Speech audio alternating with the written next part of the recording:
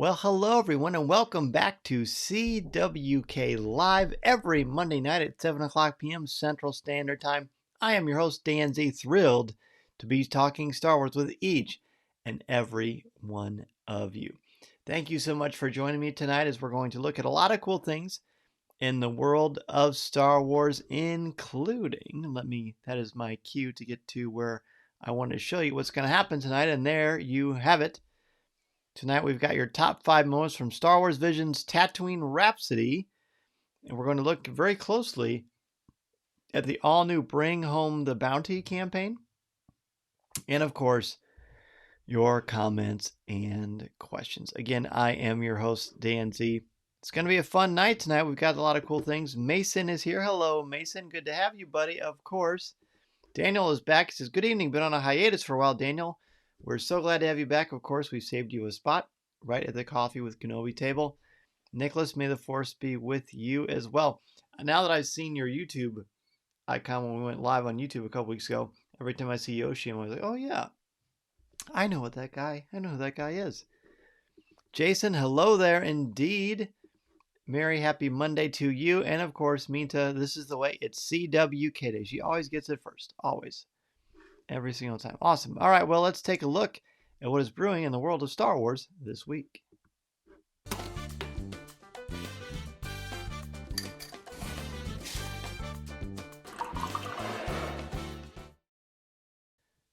Okay, what's brewing in the world of Star Wars this week is, well, oh, look who's here.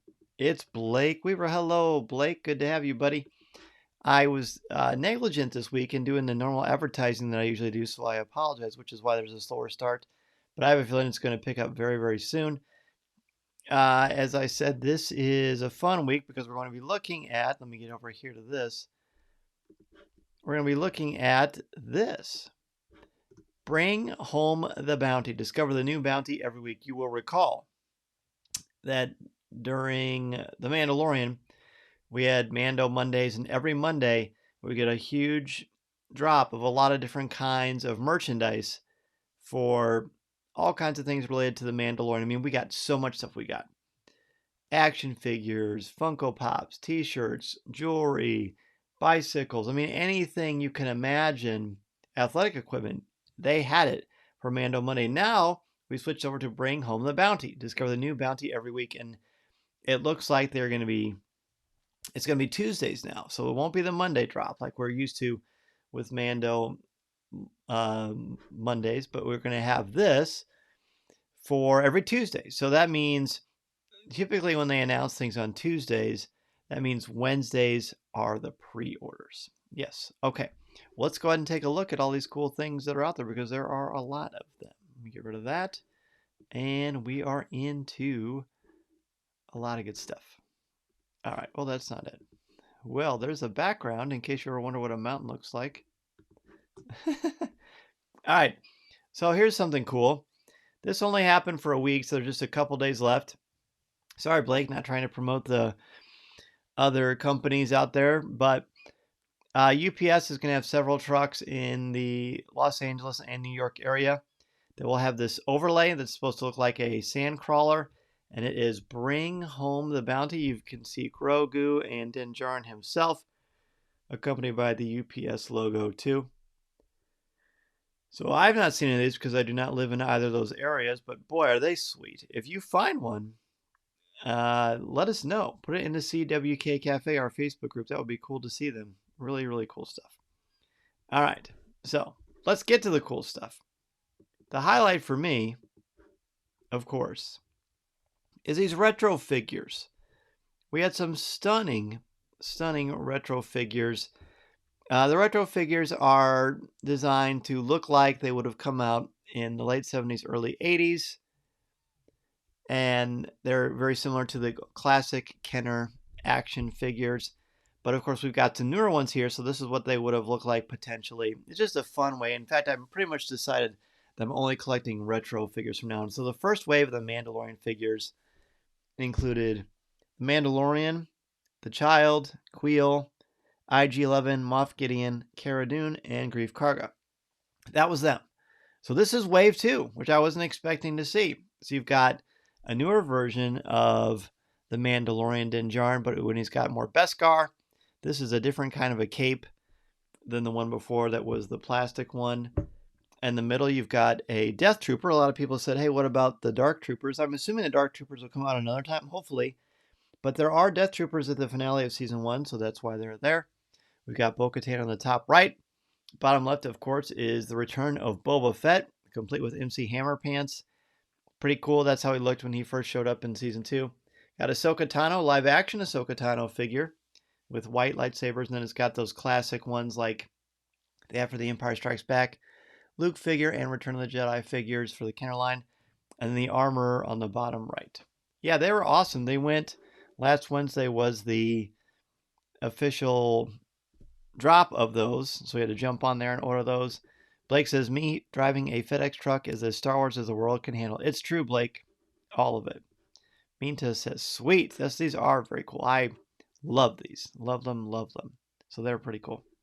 All right.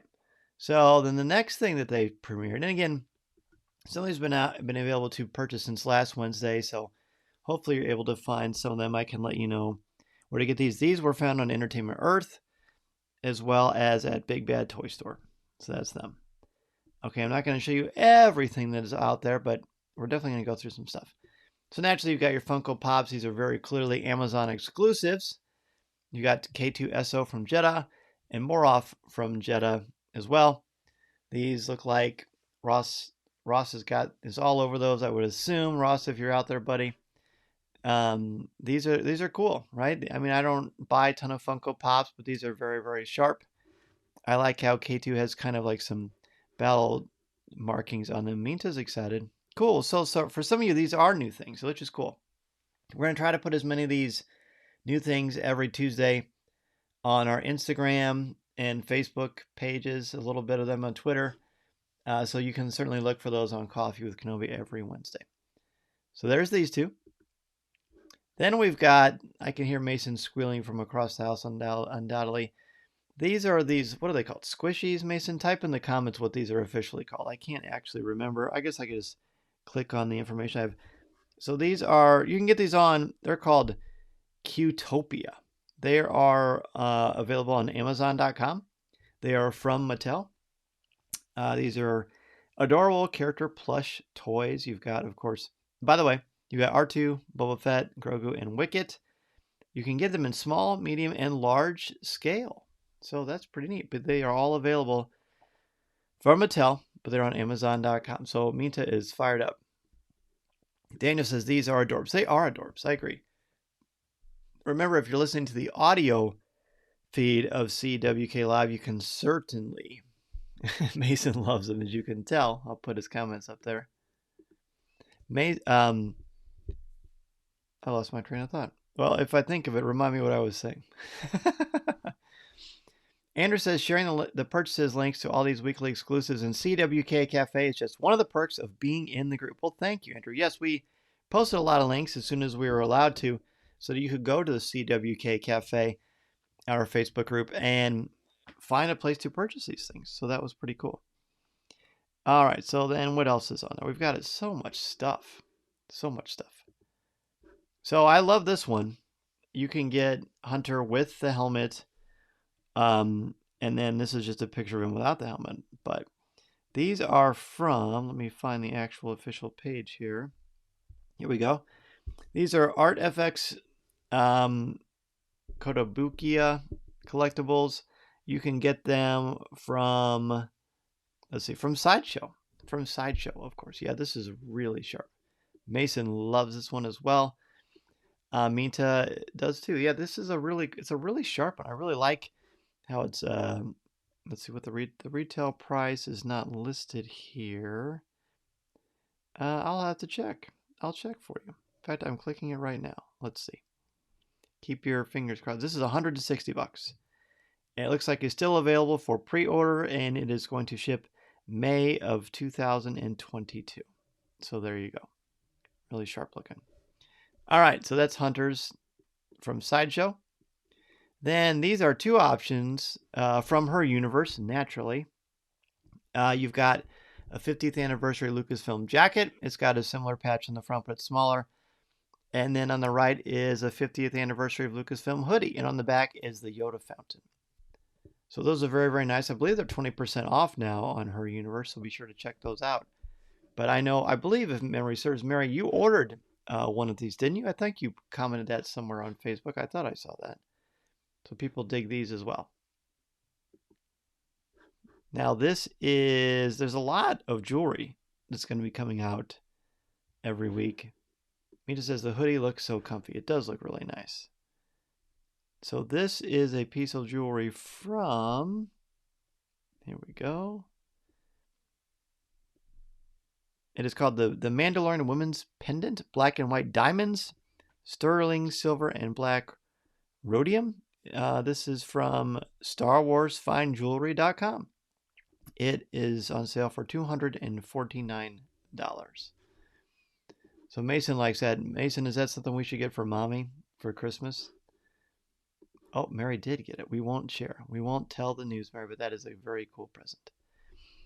So yeah, this thing is diamond, sterling silver, and black rhodium. Rhodium. I'm probably pronouncing that wrong, so I apologize to all you jewelry fans out there. All right, now there's a couple of things here that don't really go together, but I just put them on here. On the right, this is a Star Wars Galactic Combat Rope. It is from SANABULsports.com. It says cross-training workouts are key for any competitive athlete. These are combat battle ropes. They're extremely effective for high-intensity, full-body workout. They look like they're weighted to me, but they're pretty cool. A very, very high-quality item for sure. You can also get from them, you can also get a medicine ball from the same company as well.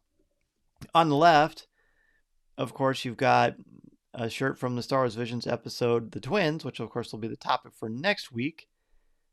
And there are a ton, of course, of t-shirts.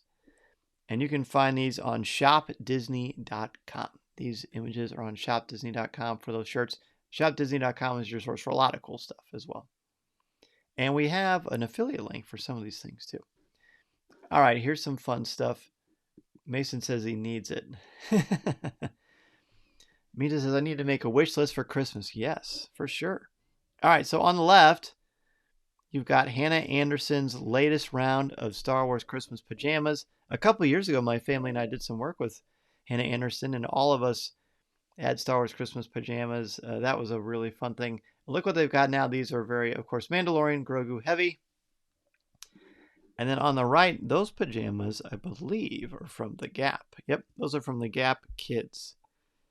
So you've got some nice options. There's a ton more of Star Wars pajamas for sure. Blake says, happy to see Disney is embracing Visions with its merchandise. Yes, they are. I hope we see figures of those too. Mason loves these. Wow, Mommy, we're finding lots of ideas for Mason, aren't we? And last but not least, you have, of course, the latest trend in shoe wear, which still blows my mind, Crocs. Crocs has some adult and some child Star Wars options for you. You can see you've got Grogu, the Mandalorian, some really, what are those called? Gibbets? I don't know. What am I? I have no idea. So somebody tell me. Mason likes these too. So there's a lot of fun options for you. So if you're interested in that, remember every Tuesday is when you can see what the latest and greatest merchandising options are for you. We will certainly, as soon as we can, we will pop those on our Instagram, especially our Instagram account, because it's really better for pictures, and then on Twitter and Facebook as well. I look forward to your conversations in the CWK Cafe. We've mentioned the CWK Cafe several times tonight. Thank you, Andrew, so much for being the one of the people to do so. But if you're unfamiliar with the CWK Cafe, in fact, some of you may be watching live right now in the cafe, but it is our Facebook group. It is family friendly. It is spoiler free. It is a fun, safe place to talk Star Wars with people who love it and have a good time. And again, it's family friendly, spoiler free, a very positive, welcoming community, a great one. And you can find it at www.coffeewithkenobi.com/community. Okay, it is time to get into the main part of tonight. Tonight we have got your top 5 favorite moments from Star Wars Visions episode Tatooine Rhapsody. Tatooine Rhapsody is one I didn't think I would love as much as I do, but I definitely am a fan. And you may have heard, and LJ Souter posted this in the CWK Cafe today, you may have heard that the soundtracks for all of these episodes are available digitally now. So that is very, very cool. All right, let's do this top 5 from Tatooine Rhapsody. Overall, a really entertaining episode with a certain thing that I love so much we will get to.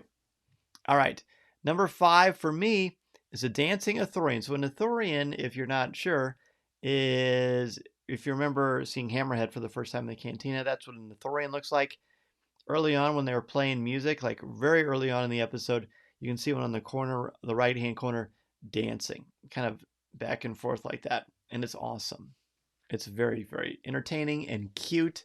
And in fact, there's a lot of fun nods to the cantina in this episode. And I love that. So right away I wrote down Dancing Ithorian. That's my number 5. Number 5 for Mary is the chibi Boba Fett was adorable. Yes, dangerous and adorable. I agree with you.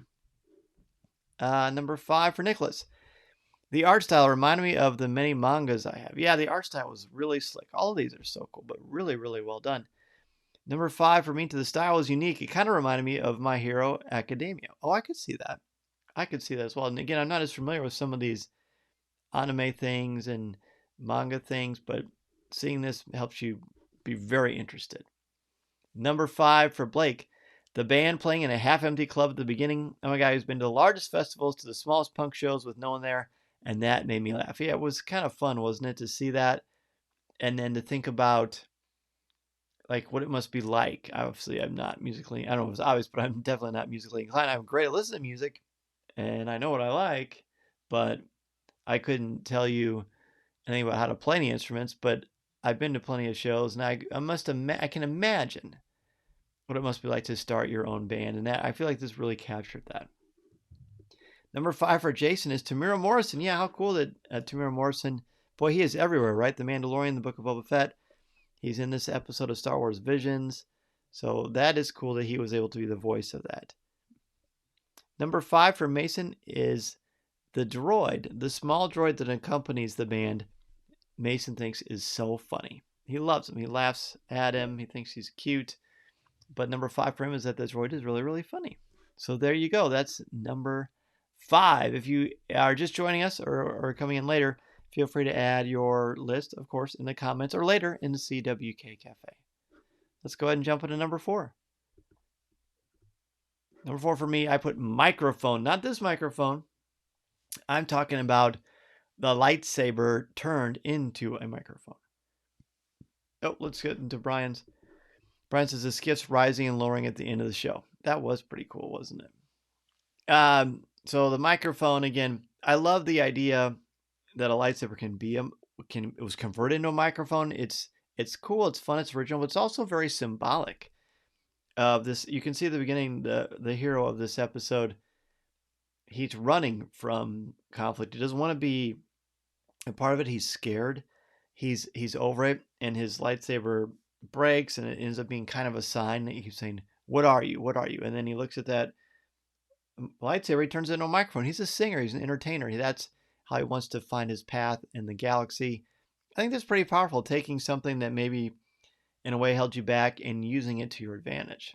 It's very powerful. So in addition to the powerful iconography of it and the symbolism of it, I just like how smart it is that they took a lightsaber and turned it into a microphone. How many times have we held a microphone or a lightsaber in our lives? And I never for once thought, oh, this could be a microphone. So there's just a cool little twist. Number 4 for Minta, the dancing Ithorian. Yes, that thing was awesome. Awesome. So much. Obviously, that was my number 5. Number 4 for Jason, movie references. Mos Espa, Obi-Wan's home, the Creature Cantina, and Bith Band, and even a Wilhelm scream. Yeah, there were a lot of them, weren't there?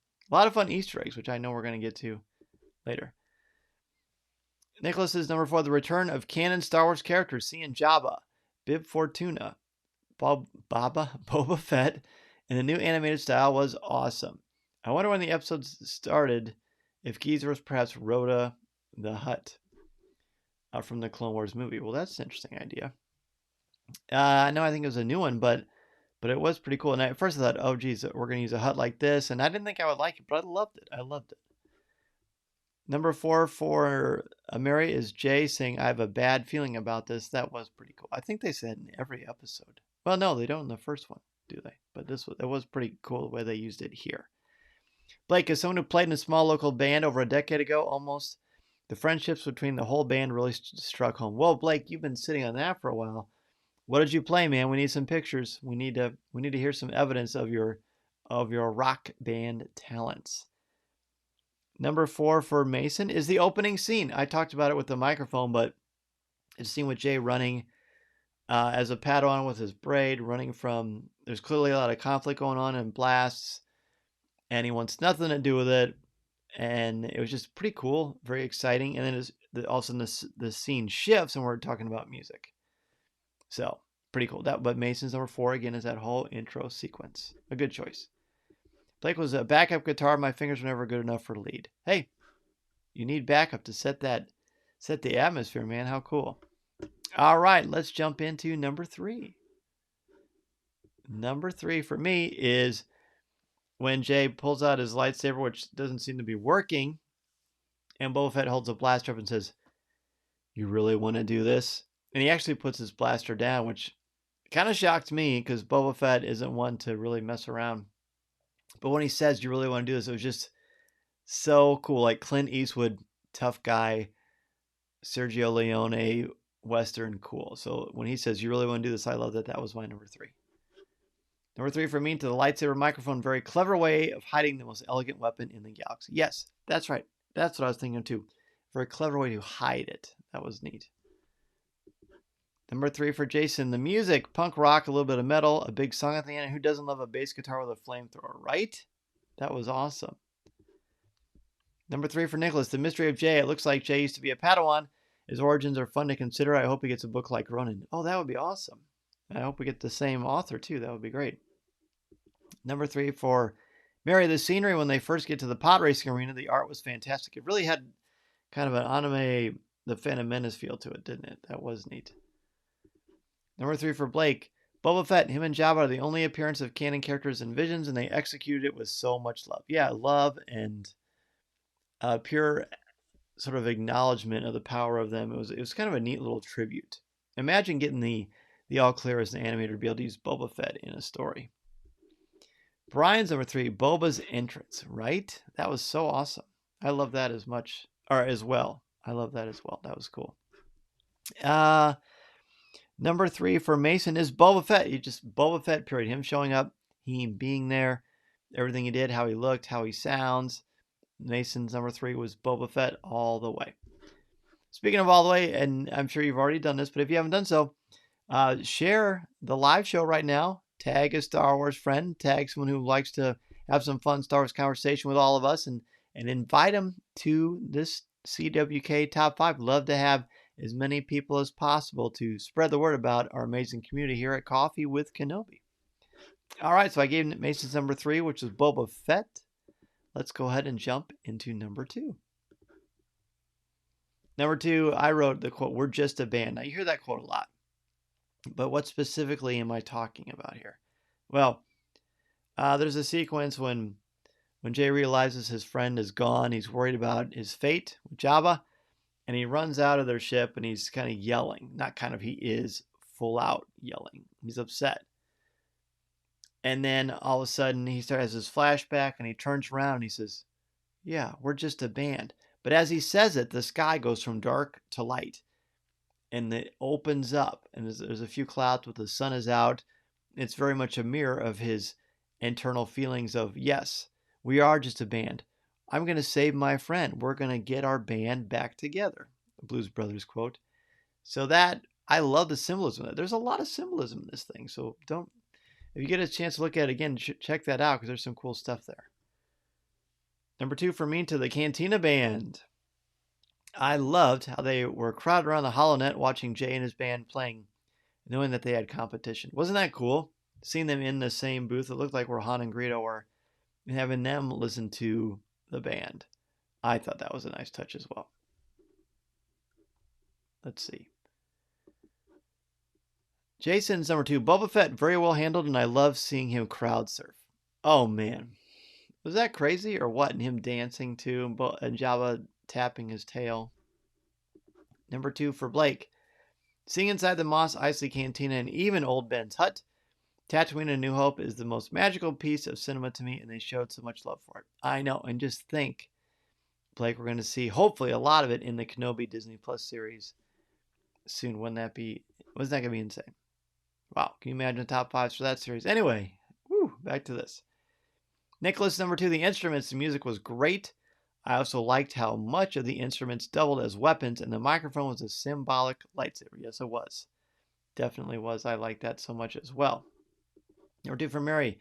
The lightsaber thread through the episode from a working saber as a Padawan, not working when he thinks about using it again, to a microphone as the lead singer of the band. Again, yes, Mary, absolutely. There's so much power in this. So much symbolism in this. I was very, very happy with it. Mason's number 2 is the end song, the end actual song that saves the fate of the band and gets them another song, and potentially Jabba's going to be their first sponsor, which I still think is kind of a stretch. I can't imagine Jabba would go for that, but would you trust a Hutt, especially Jabba the Hutt, to borrow money from? Anyway, it's supposed to be fun. It's very fun. And Mason loved it so much that he put the end song as his number 2.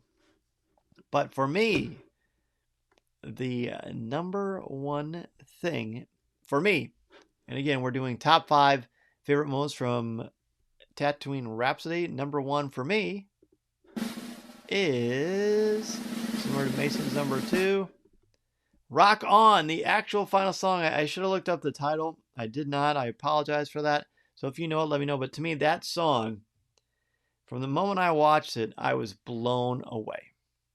Blown away by that music. So I'm going to find it on Spotify. Mason and I will be listening to it, jamming out. It is epically cool. Joseph Gordon-Levitt singing it for the English dub is awesome. And the original Japanese one is super cool as well. So be sure to check it out. Okay, we've got some number 1s rolling in. Let's take a look at them. Minta's number 1. The music was amazing, and the show was amplified when Tamira Morrison voiced Boba Fett. Yeah, it was a great audio episode, isn't it? Then one for Blake. The main song performance, similar to mine. I haven't listened to the Japanese audio yet, but I love the retro punk vibe the whole thing had. If you know music and what they were aiming for, they executed it perfectly, and it was incredibly catchy. Yes, I loved, thank you for sharing that, Blake. I loved talking to the creators of this about that song, and they seemed very delighted by it as well. They talked about the fact that the proposal, they're like, well, gosh, I don't know. But boy, I'm glad they greenlighted it. I know they are too, because it really worked to perfection. And they really showed like kind of transitional moments in this episode, and hearing like the strumming of guitar reminded me so much of cut scenes from Rock Band, the old video game. So much so. I don't know if you caught that as well. Mary's number 1, all the scenes around Tatooine when they were playing their song, just like so many I've already mentioned. Definitely, for sure. Nicholas is number 1. The characters. I love the designs and personalities of these characters. The droid V5 is especially great, having features of a treadwell and a mouse droid. Oh, good point. Number 1 for Jason is Jay's lightsaber turned microphone that glows blue when activated. I love that he still has the heart of a Jedi, even though he doesn't walk that path anymore. That's a good discrepancy. And I like how the lightsaber didn't work when he tried to use it as a weapon, his old path, but worked beautifully once he fully embraced his new one. Well, that is very smart, Jason. I like that. I didn't think about that. But yes, it only worked when he's blazing the path that he wanted for himself. Number 1 for Mason. This is a really cool, and I think you're going to be impressed with this.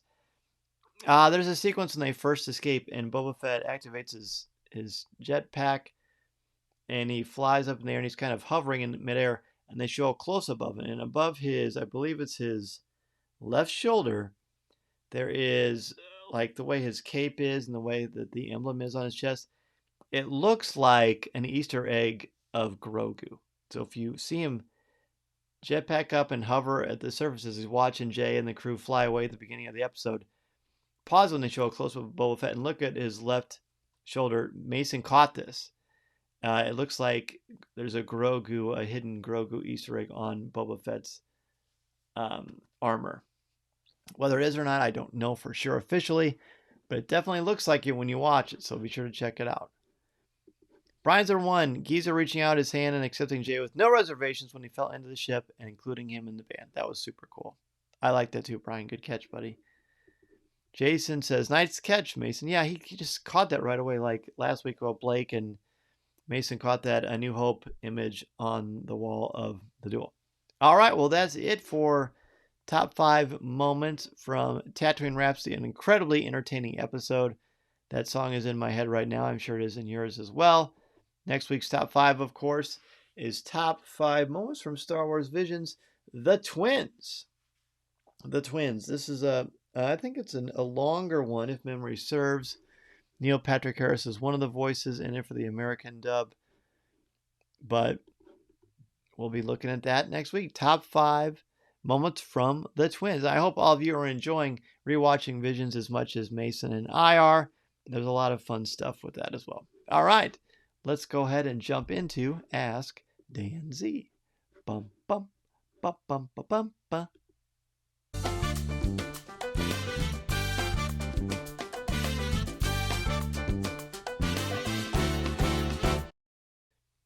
All right, so today, or not today, right now is when you can ask me anything while you're thinking of questions. Next week, besides looking at top 5 moments from the Twins, this book we just got today, Showdown at the Fair, Star Wars: The High Republic. It is a kid's book.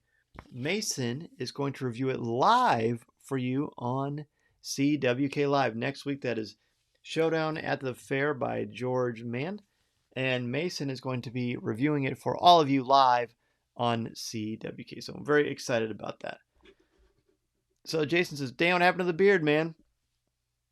Good question. Well, a couple of days ago on Saturday, I shaved it. Jason, I shaved it, my friend, because I went to the Kiss concert. It's my 8th time seeing Kiss. Paul Stanley, Gene Simmons, the gang was there.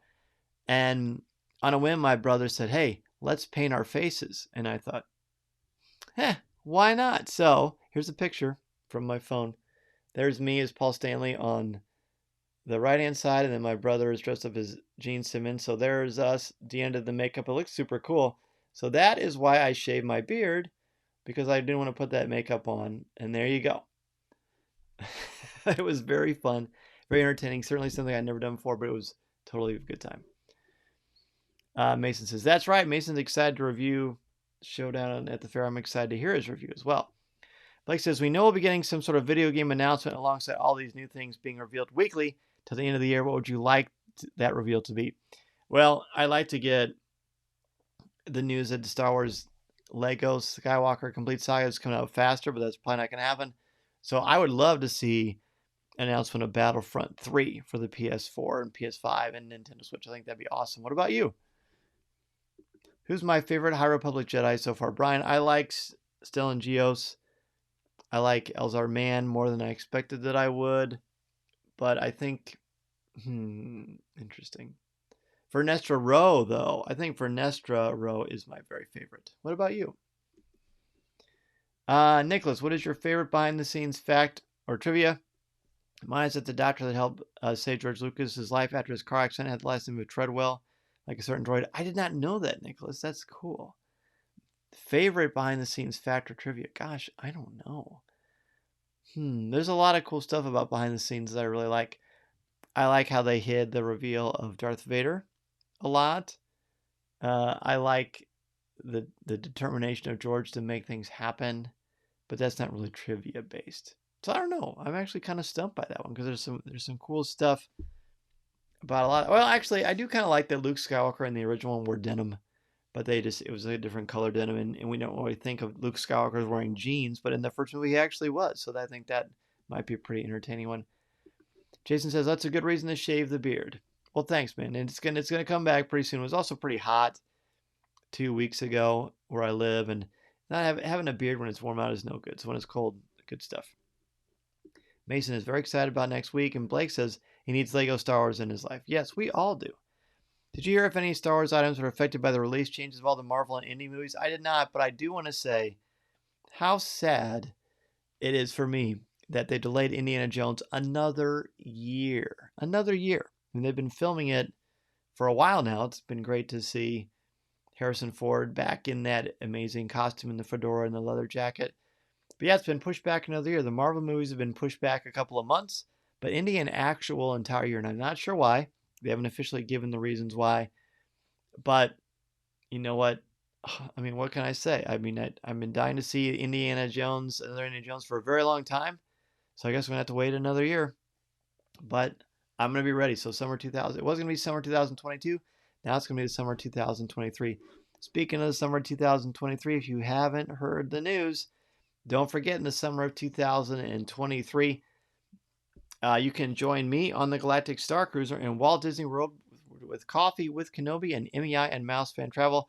We don't have an exact date yet because it's too far out and Disney has not released that information, but when they do, we'll be sure to let you know. So hopefully you're able to save up and join us for 2 years from now, summer 2023. It's going to be quite a voyage, and I want to go on that with as many of you as I possibly can. So that's going to be a ton of fun. And if you heard Coffee with Kenobi this week, you heard Becky and I talking all about the Halcyon and a lot of stuff happening at Walt Disney World for the 50th anniversary. Brian said he was drawn in by the name alone of Loden Greatstorm. I mean, is there a better name than Loden Greatstorm? It sounds like a Dungeons and Dragons name. It's fantastic. So I love that. I like that one as well, too. All right, everybody. Thank you so much, as always, for joining me for CWK Live every Monday night at 7 o'clock p.m. Central Standard Time. We will again be talking about top 5 moments from the next Star Wars Visions episode, The Twins. 2 dark side warriors, a male and a female, brother and sister. And some interesting twists happen in that episode. If you haven't seen it already, be sure to do it. And we'll go over your top 5s next week on CWK Live. Thank you, Minta. May the Force be with you. Thanks to all of you for joining me every Monday night. Be sure to spread the word next week so we can have even more people join us. It's going to be a blast, of course, because I get to be with all of you. Jason, so fun to be here with you. Have a great week. Mary, have a great week as well.